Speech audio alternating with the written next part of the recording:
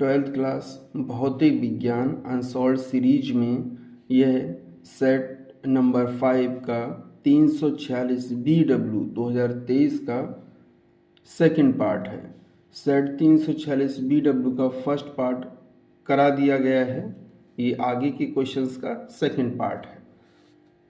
प्रश्न संख्या 5 का जो दिया गया है वो आउट ऑफ सिलेबस है, यानी 2024 बोर्ड परीक्षा के लिए नहीं है।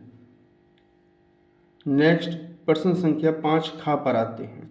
चित्र में प्रदर्शित तार AB का प्रतिरोध 12,000 ओम है। AB जो तार है आपका प्रतिरोध कितना है? 12,000 ओम है। ये दिख रहा होगा A से लेकर B तक। A और B ये टोटल तार, पूरा तार लगा हुआ है। इसका प्रतिरोध कितना है? R बराबर कितना है? 12,000 ओम है तथा उसके सिरों के बीच विभवांतर 220 वोल्ट है। यानी A और B के सिरों के बीच विभवांतर कितना है? 220 वोल्ट है। वोल्ट मीटर B का प्रतिरोध, जो वोल्ट मीटर B लगा हुआ है, किस क्रम में लगा हुआ है? इसके साथ में समांतर क्रम में। इसका प्रतिरोध दिया गया है 6000, RB ले लेते हैं, 6000 ओम है। तार पर बिंदु C बिंदु A से उसकी 1/4 दूरी पर स्थित है। तार पर जो बिंदु C है वो बिंदु A से कितनी दूरी पर है? 1/4 दूरी पर स्थित है। यानी अगर A से लेकर B तक की दूरी कितनी है? x है, तो A से लेकर C तक की जो दूरी होगी वो x डिवाइडेड बाई 4 होगी जाकर, यानी x भाग में 4 होगी जाकर। फिर सुन लीजिए, ये कह रहा है कि तार पर बिंदु C बिंदु A से उसकी 1/4 दूरी पर स्थित, यानी अगर A से B तक दूरी लेकर कितनी x है, तो जो C बिंदु है वो A और C की जो दूरी होगी वो कितनी होगी? x डिवाइडेड बाई 4, 1/4 दूरी पर स्थित है। ठीक है। वोल्ट मीटर का पाठ्यांक ज्ञात कीजिए, यानी वोल्ट मीटर की रीडिंग पूछी है कि वोल्ट मीटर का पाठ्यांक कितना होगा। तो सबसे पहले देख लेते हैं। अब देखते हैं RAC, RA और C, RAC कितनी दूरी पर है? 1/4 दूरी पर है, तो प्रतिरोध भी 1/4 हो जाएगा। अब AB का प्रतिरोध कितना है? 12,000, तो AC का प्रतिरोध कितना हो जाएगा? 12,000 और डिवाइड में 4, यानी भाग में 4 जाके, क्योंकि 1/4 यहाँ से यहाँ तक का है। तो RAC बराबर 1/4 गुणा में 12,000। कैंसिल कर लेंगे, हल करेंगे तो आ जाएगा 3,000 ओम। यानी जो RAC है, AC का प्रतिरोध है कितना आया है? 3,000 ओम। अब देखते हैं RBC। जब AC 3,000 ओम आ गया है तो BC हमको पता लग जाएगा कितने ओम है, क्योंकि टोटल कितना है? 12,000 और AC आया है 3,000, तो BC कितना बचेगा? 12,000 में से 3,000 माइनस कर देंगे, कितना बचेगा? 9,000 ओम जाकर। अब 9,000 ओम किसका है? RBC का जाकर है। अब समझते हैं, जो वोल्ट मीटर लगा हुआ है वो AC के समांतर क्रम में है। AC का भी प्रतिरोध ज्ञात है, वोल्ट मीटर का भी प्रतिरोध ज्ञात है, तो दोनों को समांतर क्रम में जोड़कर हम कुल प्रतिरोध निकाल लेंगे। देखते हैं, RB व RAC समांतर क्रम में हैं, तुल्य प्रतिरोध, तो 1/R', R' मान लिए हैं RAC और RB का तुल्य प्रतिरोध, तो हो जाएगा समांतर क्रम के लिए होता है 1/R' बराबर 1/RB प्लस में 1/RAC जाकर।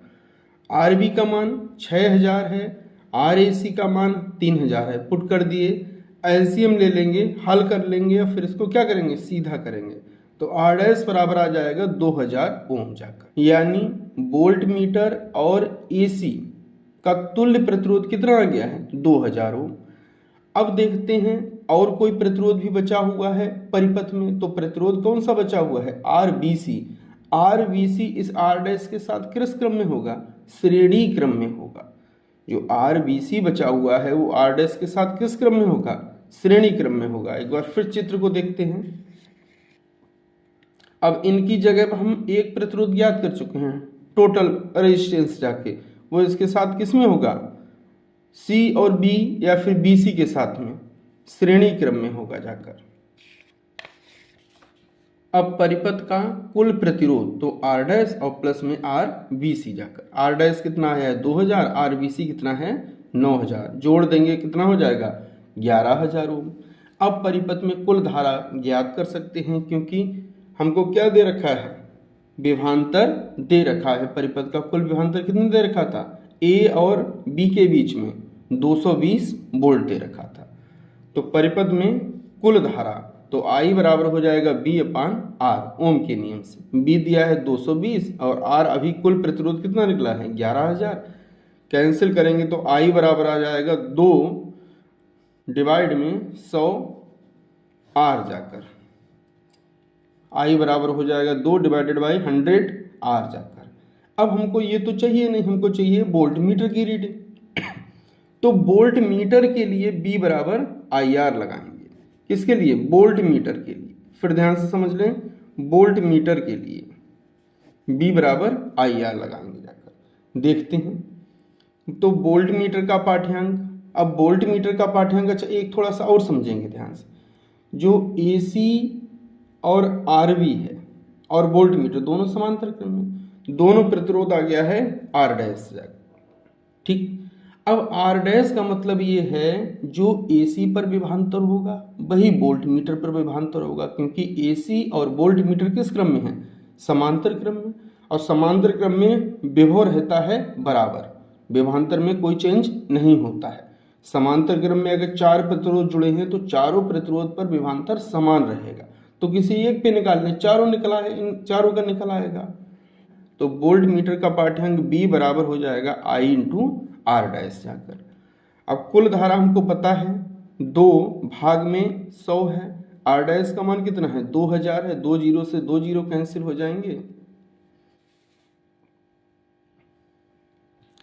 तो B बराबर आ जाएगा 40 वोल्ट जाकर। यही वोल्ट मीटर की रीडिंग होगी, वोल्ट मीटर का पाठ्यांक होगा। या फिर ये पूछा जाए कि भुजा AC के बीच कितना विभवांतर होगा, तो AC के बीच भी 40 वोल्ट होगा, क्योंकि वोल्ट मीटर और AC एक दूसरे के समांतर क्रम। अब नेक्स्ट क्वेश्चन पर आते हैं, प्रश्न संख्या 5 गा। एम्पियर के परपथीय नियम की सहायता से एक लंबे सीधे धारावाही चालक, ध्यान से सुनिएगा, लंबे सीधे धारावाही चालक के कारण किसी बिंदु पर चुंबकीय क्षेत्र की तीव्रता का सूत्र बताना। ये क्वेश्चन मोस्ट इंपॉर्टेंट है, 2023 में कई सेट में पूछा गया है।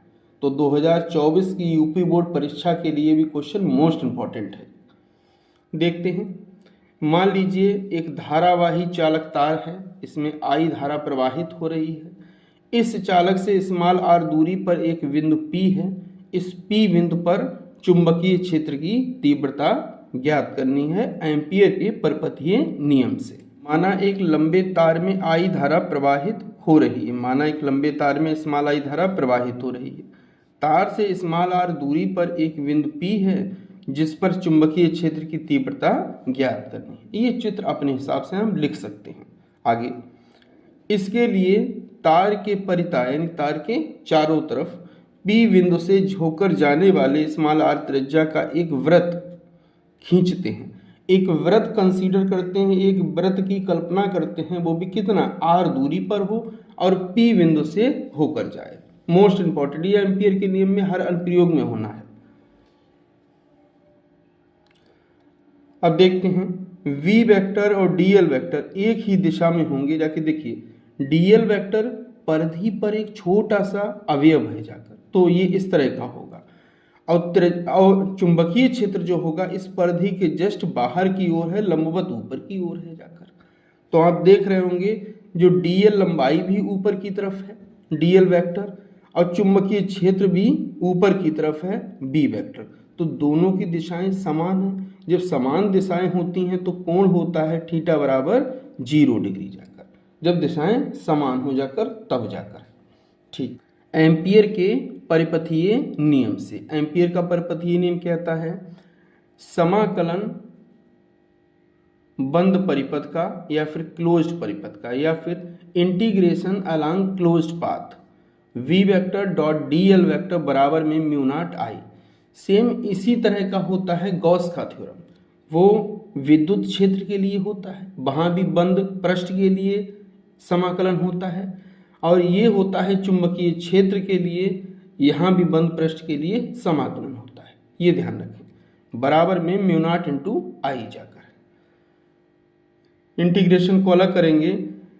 ए वेक्टर डॉट बी वेक्टर, इसका सूत्र याद कर लें, ए वेक्टर डॉट में वी वेक्टर है। जब दो सदिशों के अदिश गुणनफल या डॉट प्रोडक्ट की बात करें तो सूत्र होता है a b cos theta. Dot product में कास आएगा, ये चीज ध्यान रखें, मोस्ट इंपॉर्टेंट है। क्रॉस में साइन आता है, आदिश गुणनफल में कास, सदिश गुणनफल में साइन आएगा।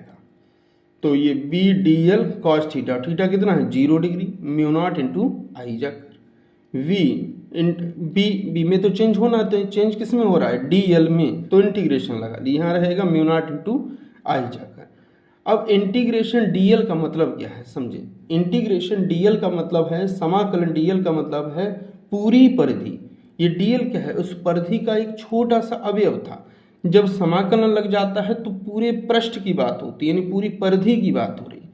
ये लंबाई कहाँ पर है, परिधि पर है, और समाकलन मतलब कुल लंबाई, तो कुल लंबाई परिधि कितनी होती है 2 पाई आर, अगर आर वृत्त की त्रिज्या हो जाकर तो v हो जाएगा यहाँ पर 2 पाई आर इंटीग्रेशन डीएल की जगह पर, ये म्यू नॉट आई हो जाएगा। मान किसका निकालना है v का, तो v बराबर हो जाएगा म्यू नॉट आई और 2 पाई आर डिवाइड में चला जाएगा। मोस्ट इंपॉर्टेंट है, बहुत आसान है, बहुत परीक्षा में पूछा जाता है। नेक्स्ट क्वेश्चन पर आते हैं, प्रश्न संख्या 5 घ। चित्र में प्रदर्शित एक पारदर्शी गुटके के पृष्ठ AB पर प्रकाश की किरण 45 डिग्री कोण पर आपतित होती। चित्र देख रहे हैं, गुटका कौन सा है ABCD, इस पर एक किरण आपतित हो रही है, अविलंब के साथ कितना कोण बना रही है 45 डिग्री है। गुटके के पदार्थ के न्यूनतम अपवर्तनांक यन का मान ज्ञात कीजिए। मान किसका निकालना, अपवर्तनांक यन का, जाके अपवर्तनांक यन का मान निकालना है। का ऊर्ध्वाधर पृष्ठ BC से पूर्ण आंतरिक परावर्तन हो। अब BC पृष्ठ ये है, इससे प्रकाश किरण का क्या होना चाहिए, पूर्ण आंतरिक परावर्तन, यानी जिस माध्यम से जा रही है उसी माध्यम में वापस आ जाए, इसको क्या कहते हैं, पूर्ण आंतरिक परावर्तन। तो ये प्रकाश किरण यहाँ से आई है, बाहर माध्यम विरल था, अंदर क्या है सघन है, तो थोड़ा सा अविलंब की तरह झुक जाएगी। झुकने के बाद ये BC वाले पृष्ठ से टकराएगी, इस BC पृष्ठ से जाकर पूर्ण आंतरिक परावर्तन की घटना होगी और इस तरह से उसी माध्यम में वापस आ जाएगी। अब पूर्ण आंतरिक परावर्तन घटना के लिए ये कंडीशन है कि जो आपतन कोण I का मान है वो बड़ा होना चाहिए क्रांतिक कोण, आपतन कोण I का मान बड़ा होना चाहिए क्रांतिक कोण के, या फिर आपतन कोण I का मान बराबर होना चाहिए किसके, थीटा सी के जाकर। तो बराबर वाला इसमें मान ले लेते हैं, ग्रेटर वाले से हल होगा नहीं, तो बराबर वाला मान ले लेते हैं जाकर, ठीक है। स्मॉल r है, ये अपवर्तन कोण होगा, तो देख रहे होंगे कि ये वाला जो त्रिभुज है कौन सा त्रिभुज है, समकोण त्रिभुज, समकोण त्रिभुज। और समकोण त्रिभुज या कोई भी त्रिभुज रहे, तीन कोणों का योग कितना रहता है, कितना रहता है 180 डिग्री रहता है। तो देख लेते हैं, स्मॉल r है ये 90 है, ये स्मॉल I है जाकर, तो हो जाएगा small r plus I plus में 90 बराबर कितना हो जाएगा 180 डिग्री। 90 को उधर ले जाइए, तो स्मॉल r प्लस में I बराबर 180 में से जब 90 चला जाए कितना बचेगा 90 डिग्री। वही यहाँ पर लिखें, थीटा सी प्लस में r बराबर में 90 डिग्री। I का मान किसके बराबर है, थीटा सी के मान बराबर, यानी आपतन कोण इस BC पृष्ठ के लिए जो आपतन कोण है वो किसके बराबर मान लिए हैं, क्रांतिक कोण थीटा सी के।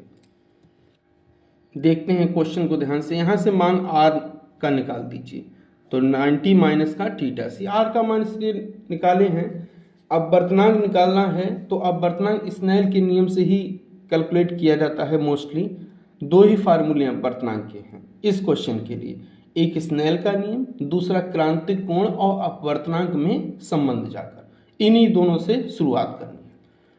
तो स्नेल के नियम से n बराबर साइन I अपान में साइन r चाहिए। स्नेल का जो नियम लगा रहे हैं वो ए बी पृष्ठ के लिए लगा रहे हैं। तो ए बी पृष्ठ के लिए आपतन कोण कितना है 90 डिग्री, और आर का मान अभी ज्ञात ही करें हैं कितना 90 माइनस का थीटा सी जाकर रखते हैं। तो एन बराबर साइन आई अपान में साइन आर, साइन 45 अपान में साइन 90 माइनस का थीटा जाके साइन 90 माइनस का थीटा सी। साइन 45 ऊपर रहेगा, साइन जब 90 माइनस थीटा दिया गया है तो निष्पत्ति चेंज हो जाएगी 90 से, तो हो जाएगा cos थीटा से, cos थीटा से। पहले चतुर्थांश में cos प्लस में होता है तो इसलिए प्लस आ गया है।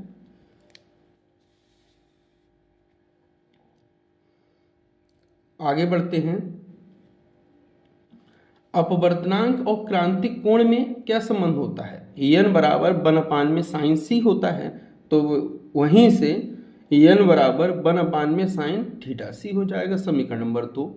अब ये भी अपवर्तनांक का मान है, ये भी अपवर्तनांक का मान है, दोनों कर देंगे बराबर जाकर। साइन 45 अपान में कास थीटा सी बराबर 1 में साइन थीटा सी।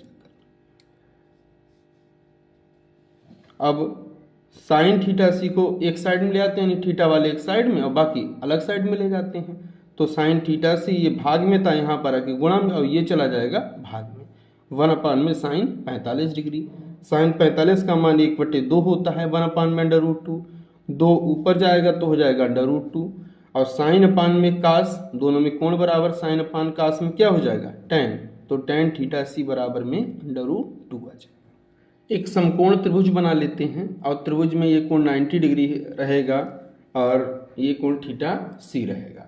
क्योंकि थोड़ा सा सोचने की बात है, मान निकल के आया है tan थीटा सी का, और n बराबर होता है 1 में साइन थीटा सी।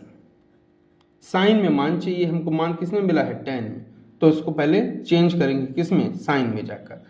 तो tan थीटा सी बराबर होता है लंब बटे आधार, और मान कितना है √2, और डिवाइड कर देते हैं 1 जाकर, यानी लंब कितना है √2 है, आधार कितना है 1 है जाकर। यहाँ से मान निकाल लेते हैं।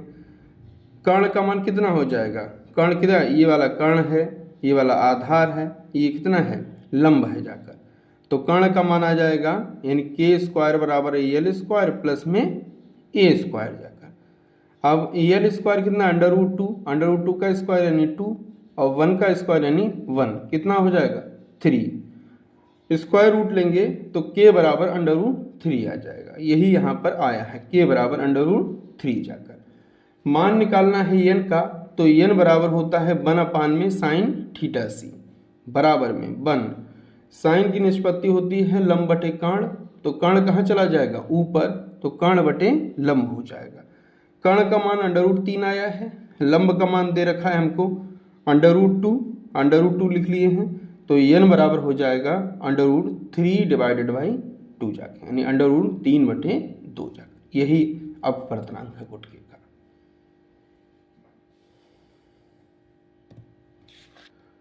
अथवा वाले क्वेश्चन पे आते हैं। दिया गया है 10 सेंटीमीटर वक्रता त्रिज्या के, यानी r कितना दिया है 10 सेंटीमीटर के कांच Ng बराबर 3/2, यानी कांच है उसका अपवर्तनांक कितना है 3/2 कि 2 द्वि अवतल लेंस संपर्क में रखें। देखें एक ये वाला लेंस है, ये वाला, और एक इधर वाला है, ये कांच के, हाँ ये कांच के द्वि अवतल लेंस है, ये 1 नंबर और ये 2 नंबर द्वि अवतल लेंस है। अब अपवर्तनांक कांच का 3/2 दे रखा है, और वक्रता त्रिज्या कितनी दे रखी है 10 सेंटीमीटर, यानी r का मान 10 सेंटीमीटर दे रखा है। आगे देखते हैं। दोनों लेंसों के बीच जल भरा है, दोनों लेंसों के बीच में ये डैश देख रहे हैं, जल भरा गया है, और जल का अपवर्तनांक कितना दे रखा है 4/3 दे रखा है। संयुक्त लेंस की क्षमता एवं प्रकृति ज्ञात कीजिए, यानी संयुक्त लेंस जो बन रहा है जल और कांच से मिलकर, उसकी हमको क्या निकालना है, क्षमता निकालनी है, प्रकृति निकालनी है। अब समझें एक एक बिंदु को। एक अवतल लेंस ये दिया गया है और एक अवतल लेंस ये दिया गया है, तो सबसे पहले हम इन दोनों लेंसों की, दोनों अवतल लेंसों की क्षमता निकालेंगे। और बीच वाला लेंस जल वाला किस तरह का है उत्तल लेंस, इस उत्तल लेंस की क्षमता निकालेंगे। तीनों की क्षमता को जोड़ देंगे और हमको कुल क्षमता प्राप्त हो जाएगी, वहीं से लेंस की प्रकृति भी प्राप्त हो जाएगी। अब अवतल लेंस की वक्रता त्रिज्या दे रखी है 10 सेंटीमीटर। तो दो पृष्ठ होंगे अवतल में, एक R1 एक R2।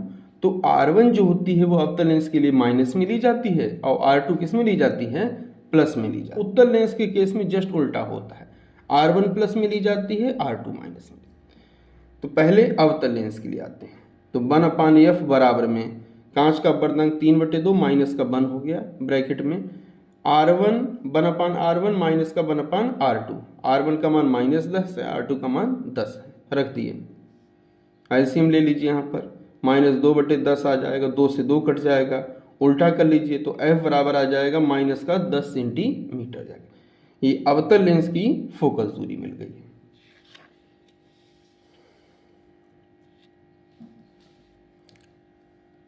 अब अवतल लेंस की क्षमता निकाल लेते हैं। जब फोकस दूरी सेंटीमीटर में रहे तो P का सूत्र होता है P बराबर 100/f।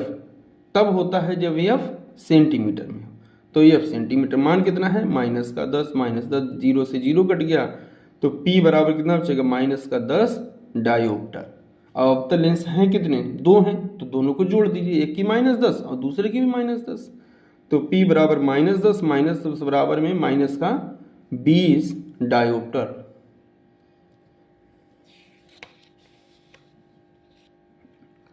अब आते हैं उत्तल लेंस के लिए। उत्तल लेंस के लिए भी वही वक्रता त्रिज्या दे रखी थी 10 सेंटीमीटर, उतनी ही वक्रता त्रिज्या का बन रहा है उत्तल लेंस। तो R1 वाला प्लस में लिया जाता है उत्तल लेंस के लिए, R2 वाला माइनस में लिया जाता है। और म्यू जो वर्तनांक है वो 4/3 दे रखा है। तो 1/f बराबर में 4/3 माइनस का 1/R1, R1 कितना है 10, माइनस का 1/R2, R2 कितना है माइनस का 10, तो माइनस माइनस यहाँ पर प्लस हो जाएगा। तो माइनस करेंगे तो 1/3 आएगा, एलसीएम लेंगे 2/10 आ जाएगा, कैंसिल करेंगे तो 1/15 आ जाएगा, उल्टा कर देंगे तो F बराबर आ जाएगा 15 सेंटीमीटर जाकर। फोकस दूरी आ गई है। अब क्षमता निकाल लेंगे, P बराबर 100/f जाकर, तो 100 ऊपर रहेगा, f का मान कितना है 15, यहाँ रख देते हैं, कैंसिल कर देंगे तो P बराबर आ जाएगा 20/3 डायोप्टर। अब दोनों अवतल लेंस की क्षमता मिल गई है, उत्तल लेंस की भी क्षमता मिल गई, ये सब जोड़ देंगे जाकर। संयुक्त लेंस की क्षमता, तो P बराबर हो जाएगा P1 प्लस में P2, यानी ये अवतल वाली है, दोनों अवतल लेंस की है, ये उत्तल लेंस की है, जोड़ देंगे, एलसीएम लेंगे तो P बराबर -40/3 डायोप्टर आ जाएगा। क्षमता अगर माइनस में है तो फोकस दूरी भी माइनस में होगी, फोकस दूरी माइनस में तो लेंस कौन सा होगा, अवतल होगा या फिर अपसारी लेंस होगा, अपसारी लेंस होगा। नेक्स्ट क्वेश्चन पर आते हैं। प्रश्न संख्या 5 डा दिया गया है, मोस्ट इंपॉर्टेंट है, 2023 के सेट में कई बार पूछा गया है।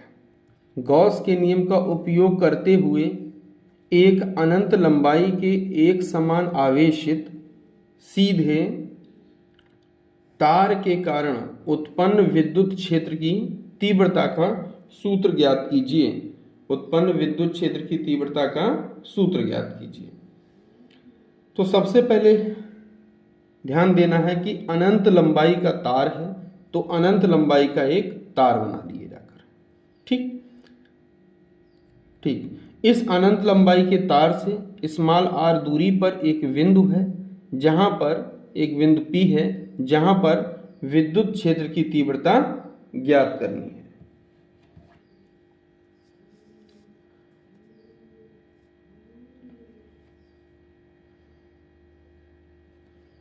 जहां पर विद्युत क्षेत्र की तीव्रता ज्ञात करनी।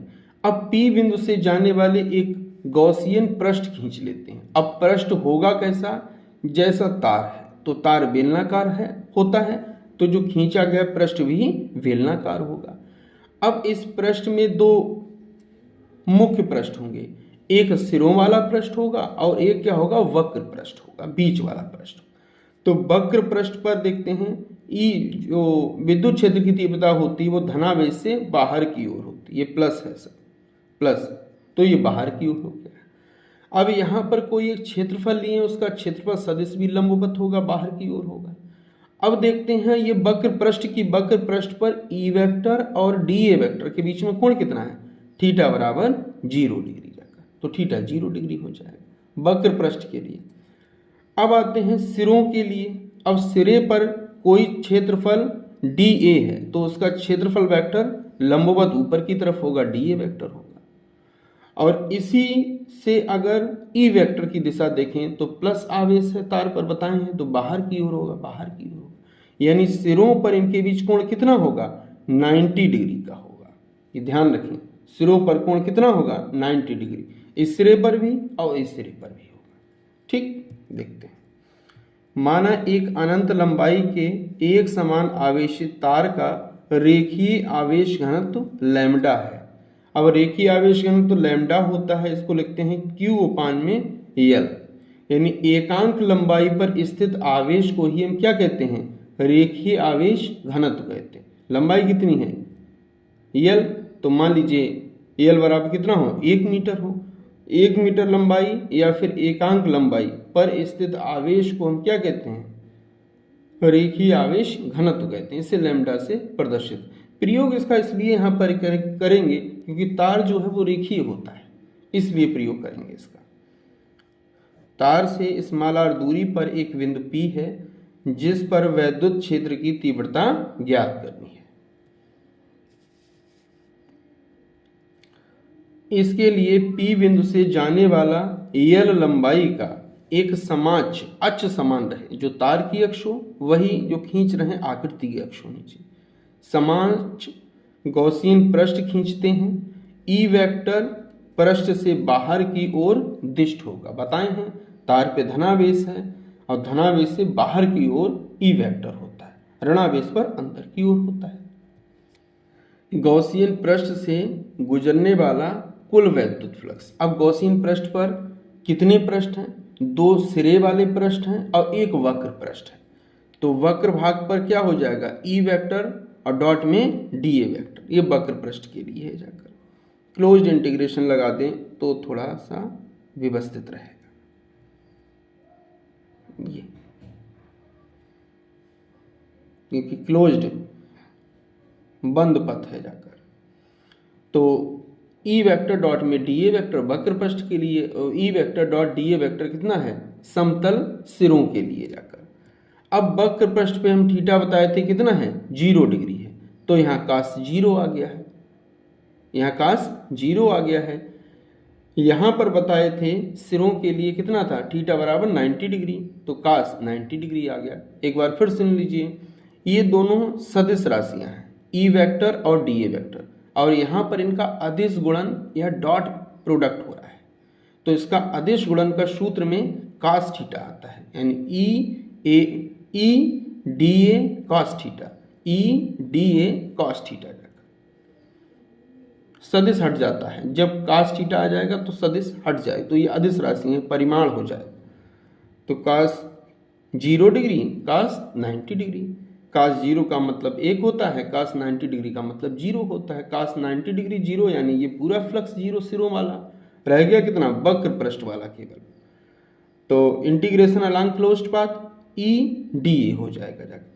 अब विद्युत क्षेत्र की तीव्रता में कोई परिवर्तन नहीं, बाहर निकाल दीजिए। डी किसके साथ लगा है, क्षेत्रफल के साथ, यानी क्षेत्रफल में परिवर्तन होता है, क्योंकि डी ए क्षेत्रफल बहुत छोटा क्षेत्रफल हम लोग कंसीडर किए थे गॉसियन पृष्ठ पर जाकर, और हमको चाहिए पूरे तार का जाकर, यानी पूरे बेलनाकार पृष्ठ का चाहिए, तो ये इंटीग्रेशन पहुंचेगा डी ए वेक्टर के पास में।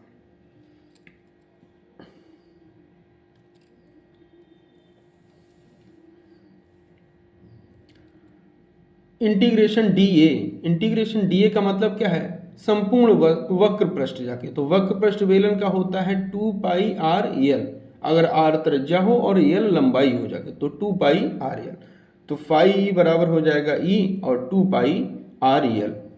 इस इंटीग्रेशन इंटू डी ए के जगह पे आ जाएगा 2 पाई आर एल। समीकरण 1 डाल देते हैं। ज्ञात किससे करना था, गॉस थ्योरम से, तो गॉस थ्योरम तो लगी नहीं है, अब लगेगी गॉस थ्योरम।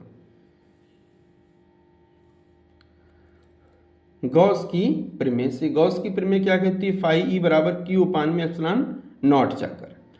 अब लैम्डा बराबर होता है क्यू अपान में एल, तो यहाँ से क्यू का मान निकाल लीजिए, क्यू बराबर लैम्डा एल हो जाएगा।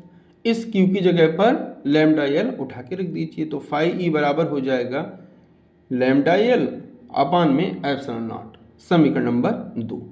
अब समीकरण 1 भी फ्लक्स का मान है, समीकरण 2 भी फ्लक्स का मान है, तो दोनों बराबर कर दीजिए, दोनों बराबर कर देते हैं। तो E मल्टीप्लाई में 2 पाई आर एल बराबर में लैम्डा एल अपान में एप्सिलॉन नॉट, एल से एल कट जाएगा, E बराबर आ जाएगा 1 अपान में 2 पाई एप्सिलॉन नॉट। ये 2 पाई कहाँ चला जाएगा? डिवाइड में, आर भी डिवाइड में, तो 2 पाई आर डिवाइड में, एप्सिलॉन नॉट डिवाइड में पहले ही था, तो 2 पाई एप्सिलॉन नॉट और इनटू में आर, ये सब डिवाइड में। लैम्डा कहाँ है? ऊपर, तो ऊपर लिख दिए।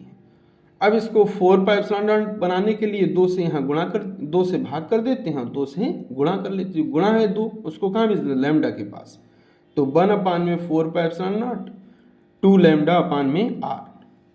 यही प्रूफ करना है, यही विद्युत क्षेत्र की तीव्रता का सूत्र है किसी अनंत लंबाई के एक समान आवेशित सीधे तार के कारण किसी बिंदु पर। इसके आगे के क्वेश्चन का नेक्स्ट पार्ट बहुत जल्द आएगा। धन्यवाद।